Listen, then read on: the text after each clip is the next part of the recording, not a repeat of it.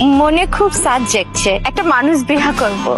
তোদের কত বড় হিম্মত, আমার হুকুম না নিয়ে আমার কাবিলায় ঢুকছিস। ঘুরতে এসে পথ হারিয়ে ফেলেছি আর কি, তাই না? বাপু, শহরের মানুষটারে ক্ষমা কইরা দাও না। কিন্তু একটা শর্ত আছে, আজকের এই বিবাহ অনুষ্ঠানে তোদের সবাইকে নাচতে হবে, গাইতে হবে, তাইলে তোদেরকে ছাড়িয়ে দেবে। ঠিক আছে, চলো লাড়কি, নাচি আমরা।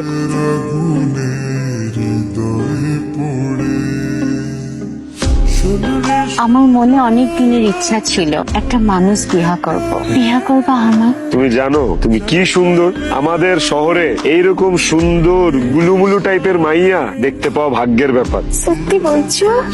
কিন্তু একটা সমস্যা আছে, আমাদের গোত্রে বিহার আগে বাবা মার কাছ থেকে দোয়া নিয়ে আসতে হয়।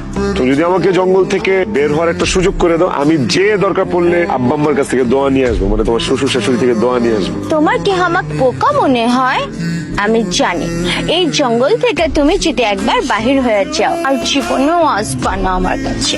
তুমিও কি বিশ্বাস করো না গুলুমুলু? তোমার ভালোবাসার কসম, আমি যেখানেই যাই পাগলের মতো তোমার কাছে ছুটে চলে আসবো। আমি বিশ্বাস করো গুলুমুলু, সত্যি বলছো? সত্যি বলছি। ঠিক আছে, আমার বাবুজিকে লাগলে আমি পায়ে ধরে বলবো তোমাকে যেন যাওয়ার ব্যবস্থা করে দেখ। এই পবিত্র আপেল সেই খাবে যার সাথে ছোটা সর্দারের বিবাহ হবে।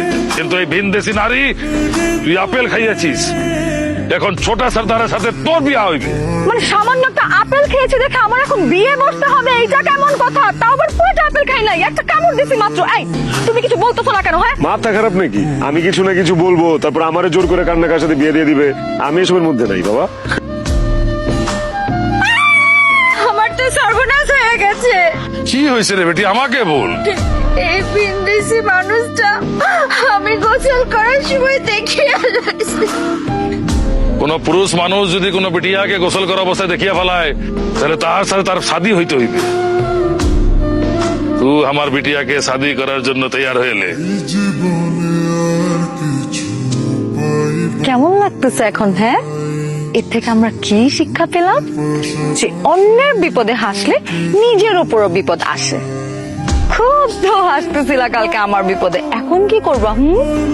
যাও একটা কাজ করো, ওই সর্দারের মুটিয়া বিটিয়াকে বিবাহ করিয়া সুখে শান্তিতে বসবাস করো। ওকে? খুব চ্যালেঞ্জ করতেছো না?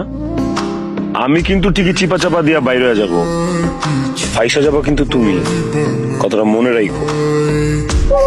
আজকে আমাদের এই কাবিলায় একটা নতুন খেলা শুরু হবে।